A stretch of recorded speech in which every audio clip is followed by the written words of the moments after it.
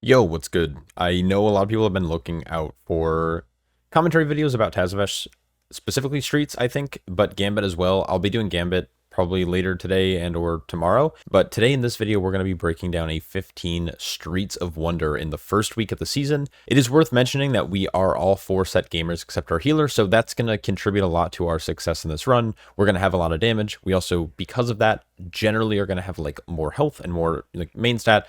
So, I hope that my commentary through this run at least gives you an idea of like some of the strategies that we utilized in this run and some things to look out for and some maybe strategies that can help like get your group over the finish line. As for talents, they will chances are they'll be in the comment section below. I normally don't pull them up before each run I do. I'm not in the habit of doing that, so I'm not going to.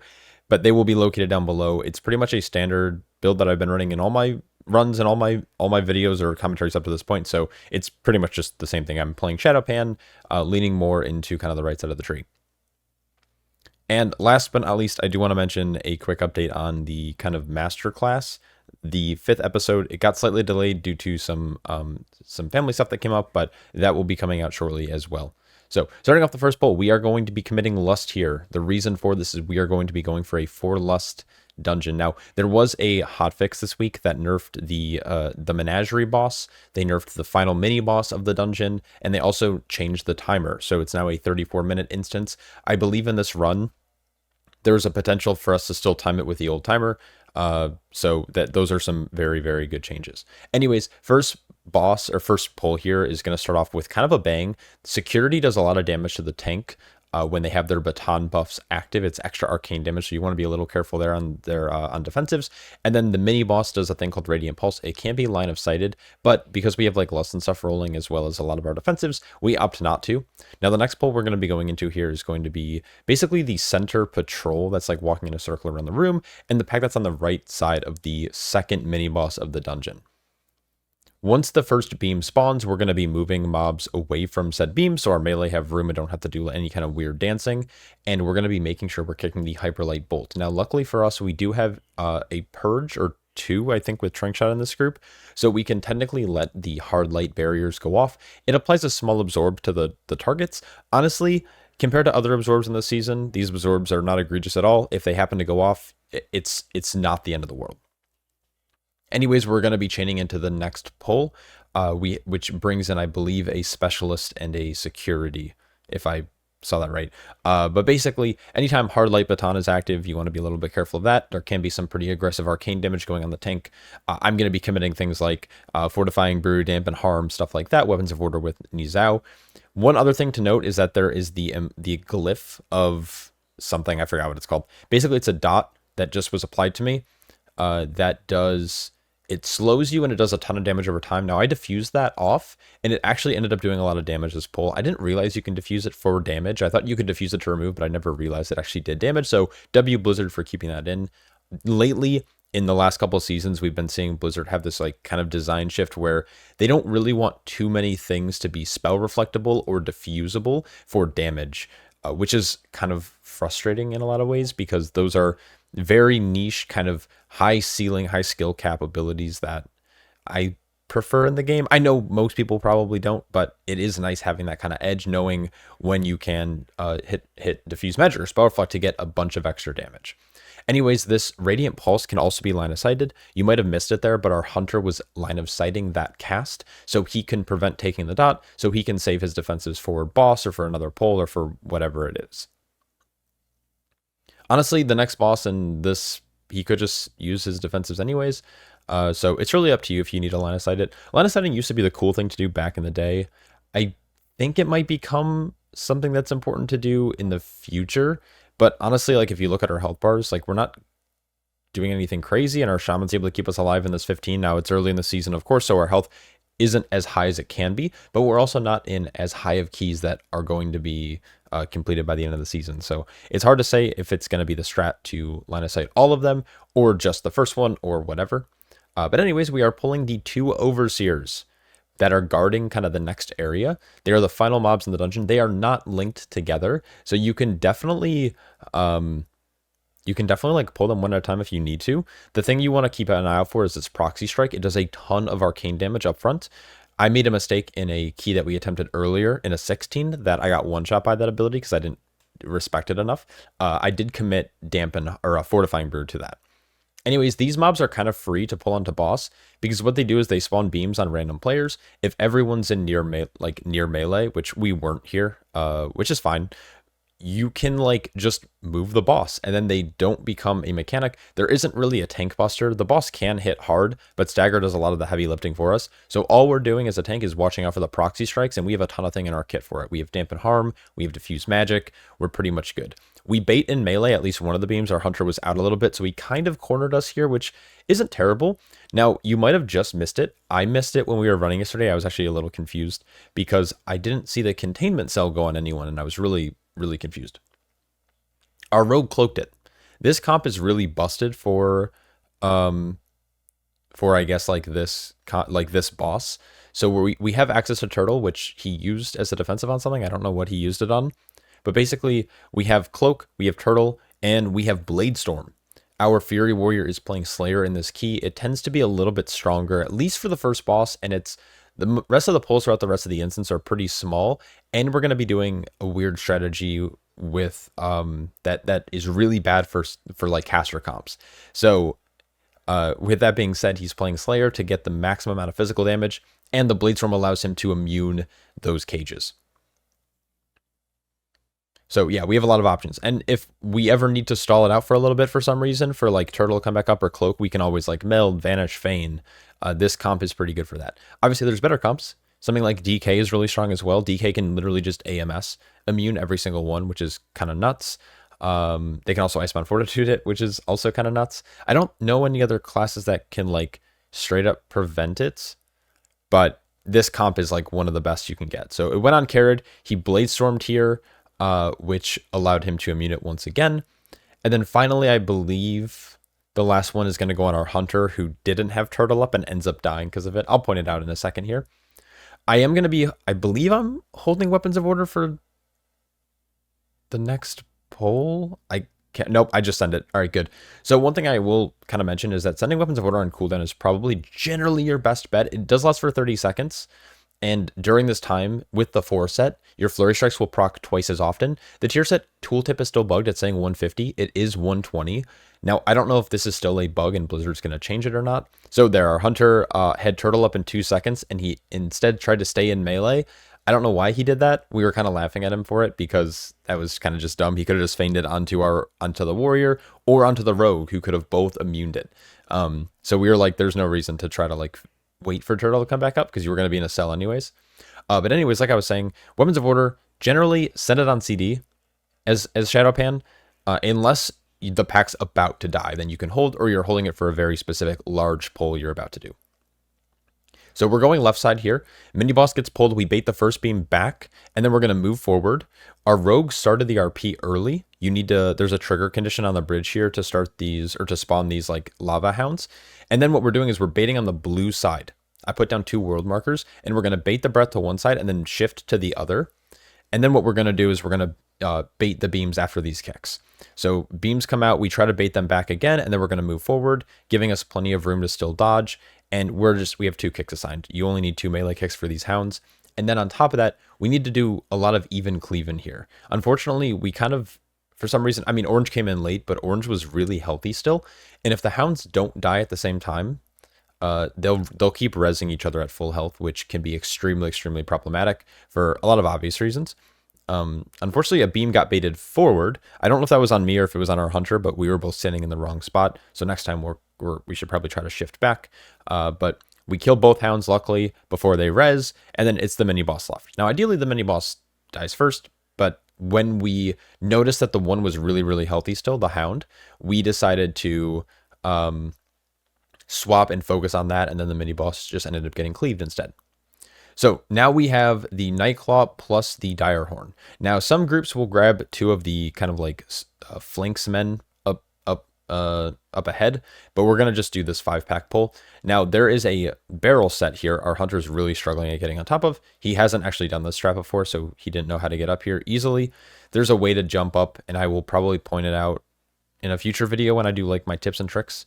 But basically, being on top of this bugs out the dire horn. I don't know if they'll ever fix this, but basically they can't actually finish the frenzy charge. So as you can see, he's just spam casting it permanently. So you don't actually take any of the damage here. And the Night Claws, I don't believe can jump up there, even though our Hunter was just really low for some reason. So I think they still can. I honestly don't know. But anyways, pull goes down without a hitch. It's very easy. One other thing our shaman did there is our shaman started RP. There's a weird thing you can do inside, or like on the outside of the building, where if you walk to a specific spot, you can actually start the role play early. That's what he did. I don't know if I'll be able to point it out here because I don't think I was looking at him or in that direction when he did it, but maybe I'll do it in a tips and tricks video. Now back there, I just paralysis one of the caster mobs. We're going to be running in all of these peacekeepers. These peacekeepers do something kind of interesting. They cast this thing called Flank Shield or Flanks Field, and this thing prevents magical damage or like any spell casting. So even our shaman can't kick, and that's why we're parrying out the scintillate caster guy. I don't remember the name of them. But basically, by parrying that out, we're able to just basically just nuke these down. Now, in a full fizz or a almost full fizz comp, this is a good strategy to do. Now, if you are playing in a caster comp, you're going to lose a lot of damage, and you're going to notice that here with our Hunter, who is playing Marksman, and he's playing, I believe, Sentinel, whichever one is or Dark Ranger, whichever one has Black Arrow.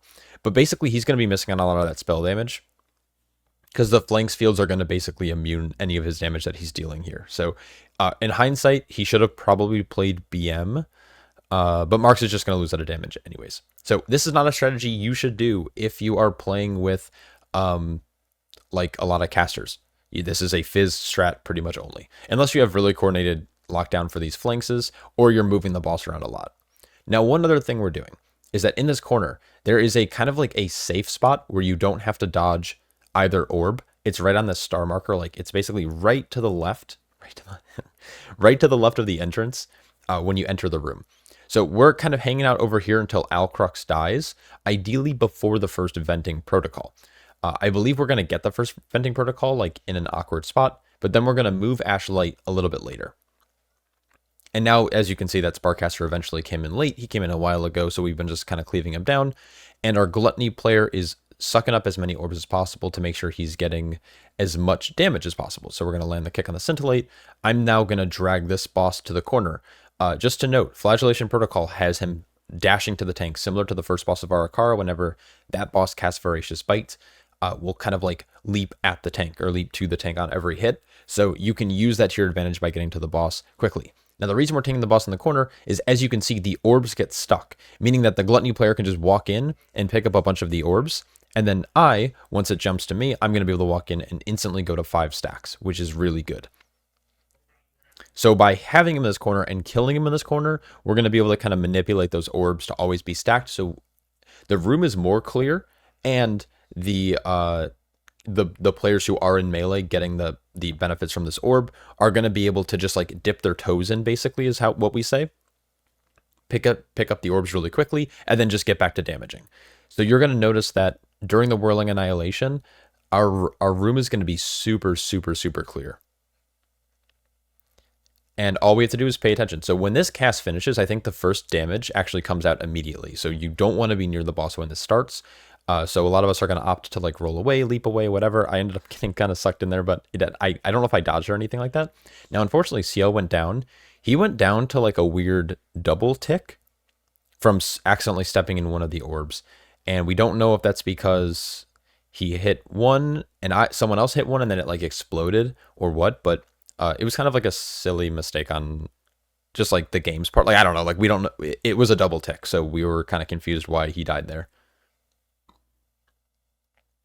The name of the game is just to pass the Gluttony to whichever DPS is available to take it. Now, sometimes I will be in melee as well, and I'll be picking it up. That's not the worst thing in the world, because Brewmasters are doing a ton of damage right now in their cooldowns playing Shado-pan. They can also do a lot of damage playing Master of Harmony. I just personally haven't played it yet with 4-set. I've played it in a raid with 4-set.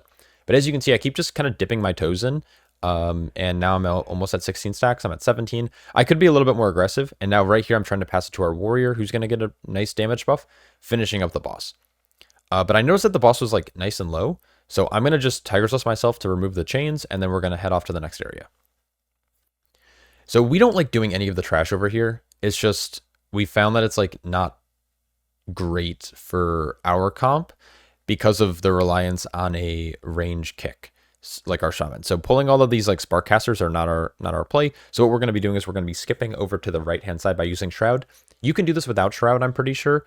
We've done it without shroud, but we shroud for like safety. Like we're not using it anywhere else. Now what I'm going to be doing is I'm going to be CCing out the spark caster, but also knocking it towards us to make sure that when it eventually does get pulled, it's not near like the patrol. Then we're getting a kick on the wise guy, and this is the pull that we're doing. So we have a smuggler, a wise guy, and a muscle in here. These are trash mobs you generally see a lot more when you're pulling like a right side route, which is fine. We find the right side route to be a little bit more volatile in a lot of ways. So we tend to like to go to the left hand side, especially because we have a target cast, like a target capped comp. So there's no reason for us to really like go off to the right hand side and do like crazy big pulls that aren't efficient because we're target capped. Slayer is like hard capped at 5 pretty much outside of Bladestorm, and Rogue is hard capped at 8, and you can make the argument that Marksman is pseudo capped at 5 as well. And so these kind of pulls are just a little bit nicer. The Sparkcaster is about to expire, so now we are going to pull him in since our wise guy died, which leaves us with just one kick to do. Now the nice thing about having only one kick, and the reason we CC him out, is because during the flanks fields, our shaman can't kick at all, and he's kind of a big, our higher success rate kicker because he has a lower cooldown on that kick. It also gives him a DR for it, and so when he can't kick, it's just easier for us to manage one kick instead of 2. And then this mob is going to go down still just at the same time as this Peacekeeper, and we're going to activate this portal just in case people die, even though I think our release point is at the Menagerie. And now, at this point, we are going to be doing all of the Mailroom. All the Mailroom is actually really easy to do if you just come outside of the room. Now the bad part is sometimes you low roll and chickens come out here. And when the chickens come out here and start stunning you, it can be very problematic. I noticed that I started getting hit by chickens here in a second. You can kind of see them on the floor running around. But here I'm getting stunned, and that's problematic for a lot of reasons. Getting stunned when there's like a bleed on me, there's a lot of tank damage going out, there's junk mails being spammed. You don't want to get stunned. But now that the chickens have disappeared, we are feeling a little bit safer. Now the thing that we're looking out for is this bleed that's on us. It's a pretty nasty bleed. It's called Letter Opener. And yeah, just rotate your defensives. Obviously triage healing like Riptide and Earth Shield. The shaman that we're playing with, this is the shaman I always play with, he's playing Farseer. And Farseer has a slightly different healing profile than something like Totemic. And so I have to be a little bit more careful about the way that I'm taking damage or the way that I'm pulling because of the way that he's able to heal me or not heal me, I guess. So once he plays Totemic, and I've been getting this question a lot, that's probably when I'm going to go back, or not go back, but I'm going to start playing Infusion, is when he plays something that has a little bit more triage-based healing with Totemic. With the burst-based healing, I feel more comfortable having the agency, so I am opting out of Resolve, and I am playing Celestial Brew, the old version of it. I personally, and this might be a weird cooked take, there's not really a big difference between Celestial Infusion and Celestial Brew in terms of healing amount. They heal for the exact same, as long as the shield gets fully absorbed. I find Celestial Brew to be a little bit more nice for my playstyle. I'm also more comfortable playing it. It heals the same amount. The only argument or the big difference is if you're opting in to play Resolve or not. So that's mainly the reason. I will be playing it when Chicken starts playing Farseer, or not Farseer, swaps from Farseer to Totemic. But until then, Celestial Brew is the thing that I'm playing. You can play whatever you want though. Don't care. It's a video game. Strong Arm gets spawned in the second set. That's the only thing we're keeping an eye out for. And now we're trying to find where the next person is. We have Spices, which means that he's close to the start. And so we're going to trade this. And upon trading immediately, these mobs spawn. So my DPS are waiting back a second. We send a shockwave early to keep them stunned. I send a shockwave. Make sure threat is nice and solidified on the tank. I've had pulls here in 12s, 13s, 14s, and 15s, where when this pack spawns, some melee gets meleeed. It happens all the time. It's really obnoxious, but we've decided to just like everyone wait back, wait for the tank to get threat, and then go in. And early on in the pull, we send a lot of CC. The Strong Arms will fixate the player who has the item. Luckily, we don't have any more items, so we don't have to worry about it. So I am just kind of like hanging out, tanking, and the strong arms do a little bit of damage, and the overseer is probably the more scary mob. Now, the pierce comes out, it lands, it's a bleed. I'm going to I believe it's a bleed. I'm going to start guessing. So I'm going to guess Jade Palm. I get knocked back, and then there's like a slight cooldown period. Once you turn in the third table, you can guess. Now, the problem with guessing is there is a cooldown on guessing. It knocks the player back, and it does a burst of damage. So I'm going to guess Golden Palms, see if I get it, or Golden Sands. And basically, while this is happening, my group's killing the Overseer, and I'm just going to spam guess because this is a ton of downtime. So I'm going to guess Pewter Gem, and it didn't work. And so then eventually he will tell us the password, and then we'll go in. There's no harm in guessing early because you can successfully get it. If you see that list that you just saw right there, that is the accurate list of potential passwords. If you try guessing earlier than that, before turning in the third like trade item, it'll have like random names that will never ever be the password because it changes and it's contingent on turning in that third trade. So that's the reason why we started guessing. There's 9 options. You can probably guess like 2 to 3 within the window that you kill that last ad. Unfortunately, we kind of I'm a bad guesser, I guess. So maybe next time I'll land like a random like one shot, and we'll be able to pull those mobs into here, getting ready for the boss fight a lot earlier. So what we're doing here is tank picks up the front instrument, the DPS pick up all of the ones in the middle, and healer gets drums. This is generally the best thing to do. A lot of pugs just pick up whatever weapon they want or whatever instrument.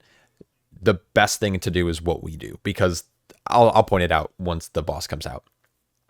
Basically, the 3 middle instruments allow you to slide along the floor. The drums keeps you stationary, and you kind of have to just like turn your character. And the horn, or the trumpet or whatever that I'm on, knocks you up into the air. So it can be kind of problematic later in the phase when you're getting knocked up instead of like able to like dodge out during the suppression spark. Basically, first set of ads though, I didn't really talk about it. Menacing Shout needs to be kicked. Generally, I've been watching it in our last couple runs.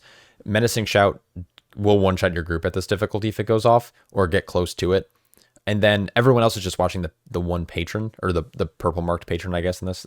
It's brawling versus something else, I don't remember. But basically, you stop the teleport, kick the bolts, and then you have one person watch the security. In the first phase, you have 2 security, which means you need 2 kicks on the Menacing Shout. So you definitely want to be careful of that. In the first set, it's me and CL watching each of the respective guards or security. The idea here is to extend your buff or to maintain your buff, and it should last through these ad sets. It's 25% damage increase when you have this. I believe it's 25% haste and damage. And so extending your buff is the key to this fight. And there's going to be certain times that's sometimes hard to see, but throughout the encounter, you're going to be able to extend your buff, get a nice damage amp, and you're set. Now, one other thing I want to mention is that we cleared Mailroom, but we came here first because we want to be able to lust this boss, because we find this boss to be a little bit scarier. They have nerfed it since. Final Warning is now like damage over time instead of like immediate one-shot. We haven't seen that yet. We haven't actually not broken the barrier since like earlier on, since we've learned to extend our buffs. But it's still like a fight that we'd rather lust this than Mailroom. And this is like where the 4 lust strategy is like we think is better. So right here, when you're getting sucked in, it's really hard to see, but your notes will spawn underneath the boss. There they are.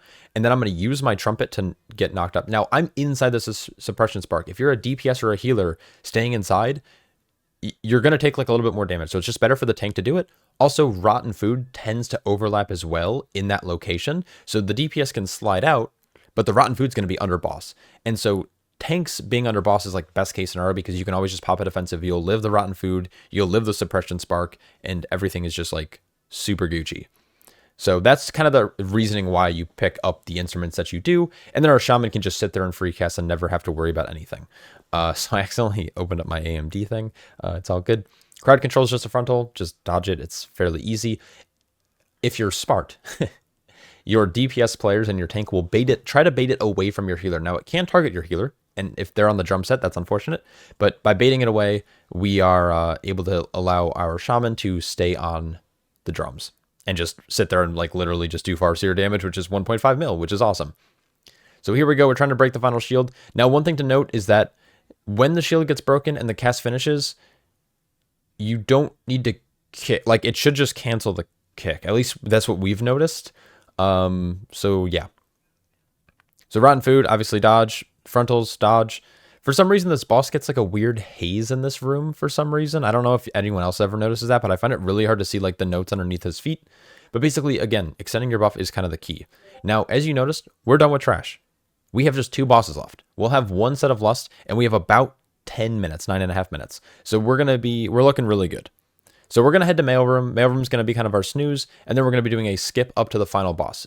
As you can tell, we're done with, like I just said, we're done with trash. So that mini boss is going to get skipped. And I'm going to show you guys how I do it. It's going to be a little different than how I think other groups have been doing it, but I think the success rate is a lot higher with 1 player doing the skip properly instead of having all 5 players do it properly. Because if 1 person messes up, it leads to a nasty place. Anyways, soaking this kind of like, I don't know what to call it. It's like a wrench shape in the middle of the room. Like you see this like outline in the bronze on the floor. You want to keep this area clear. Everywhere else doesn't matter because you can always throw the packages. So that's when you're going to soak, that's kind of the mental game you want to be playing. Like, is that circle inside of this kind of shape on the floor? Anyways, I put down world markers as well for these unstable goods. The idea is to pick them up, run them over, and then throw them in the chutes. Generally speaking, you can have like more mobile range do this. You don't really want melee to have to. So our shaman is going to actually end up doing a lot of it. And we're going to be like granting him his Tiger's Lust to remove the slow and stuff too. So again, kind of staying in this like T shape. We're letting the ones on the edge of the room not get soaked because we don't need all the space. You simply don't. If there's ever any unstable goods inside of the poop as well on the floor, just have your tank do it. Your tank will live just fine. Anyways, the money order can be immuned. So our hunter is going to turtle the last second. Unfortunately, he did just pop CD, so he was in true shot, so he milked it out a little bit. It's a good play by him. And we are going to just keep blasting this. Now, the idea for us is I believe we're going to do 3 sets of goods without lust, and then we're going to tunnel. In some cases, and depending on key level, if the boss is like sub 20%, generally it's safe to tunnel boss. No matter what group you're in, sub 20%, you should have plenty of time to kill, unless you like lose a DPS or something. Now, I'm going to be soaking all 3 here in melee. Luckily, Brewmasters have like diffuse magic. Unfortunately, it doesn't do damage, but it can get removed with that. I didn't have diffuse up there, but it's fine. Now I do have diffuse, so the next set I can soak. So money order's coming out. We're all going to get in it, pop some defensives. This does do a lot of damage, and as you can see, our hunter gets like slapped. Our warrior pops power reflect, but it's fizz dam. And then unstable goods going to come out. We see that green just closed, and then I turn around, I see that blue is open, so I make the comment, blue's open, and we're going to start chucking it. Now, the package only needs to land on the edge of the chute. Like, you have a little bit more of a safety window to throw it in, so you probably just saw that. I threw mine just kind of into nowhere. Our shaman's soaking to our left. I'm soaking this one here, and then I'm going to shift over to keep this area clear a little bit, but we're going to basically call tunnel at this point. We're going to be I think even like sub 10% by the time unstable goods comes out, because we still have money order to deal with here. We're all going to get in, make sure we're nice and healthy. Evasion gets popped, and rage regeneration gets popped. Hunter just doesn't do anything because he doesn't need to, because he... Never mind. I hate this guy. This guy sucks. And yeah, we're good. As long as you don't get killed, it's fine. Unless it's going to overlap with fan mail, which I don't think will... I think it happens once early, then it happens like really late. But anyways, fight goes down, and now we're going to be doing our skip. 6 minutes left. So Peacekeeper gets sapped. You can also do Para Ring if you need to. I'm going to have Transcendence linked to CL, so I'm able to transcend to CL. I'm going to now pull this commander down. I'm watching the patrol to my left and right to make sure I'm not going to be pulling them. Shock Mines come out. I'm then going to turn around to make sure that the power kick is knocking me into the stairs so it doesn't knock me back at all. I'm now going to roll underneath, and I'm going to pour up to CL, and I'm going to Shadow Meld. So that is how I did that. It's easier for me to pull it away and just for everyone to just be able to click really nice, like nice and easily, than having to do this like weird like parkour, jump up on top, jump, inch forward, click mid-air, or you pull. Like it's just, yeah, we just do it like this. And we're probably not going to change ever. So yeah, going into this last fight with 5.5 minutes. This is not a long fight. I think this boss generally has like a lower health pool, at least I feel like it does, because you're spending a lot of time chasing him around. So I don't know, boss isn't that bad.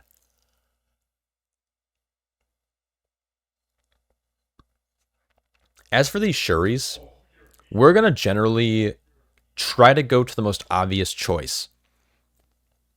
I don't know if that makes sense, but basically we don't want to like do some weird like milking thing where we would have moved to square there, because squares we're somewhat evenly distributed in terms of length away from the Shuri. And you want to give your group the most amount of time possible to move through these portals. Because if you try to do it last second, someone's going to mess up. Someone might go early. Or, I don't know, someone has lag. Or like whatever it might be. So we've decided to play it safe. We were trying to like milk it and stuff, and it just wasn't working. So we're going to go through square here. I'm always... well, I shouldn't say always because the kind of I started calming at this key. I'm going to try to just kick one early every time, and then only one person has to kick late. You really don't have to milk this cast.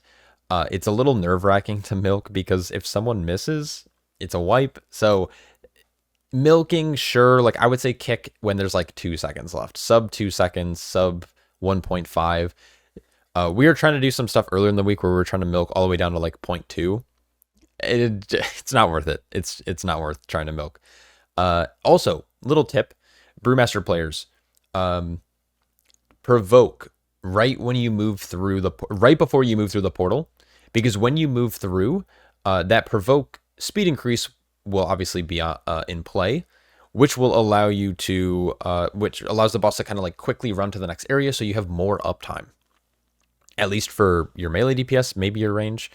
So yeah, that one was a little tight with square, but it's okay because now we're able to go. We're gonna follow the Shuri out, go through on triangle, and then I'm gonna kick early, and then someone else will kick here in a second.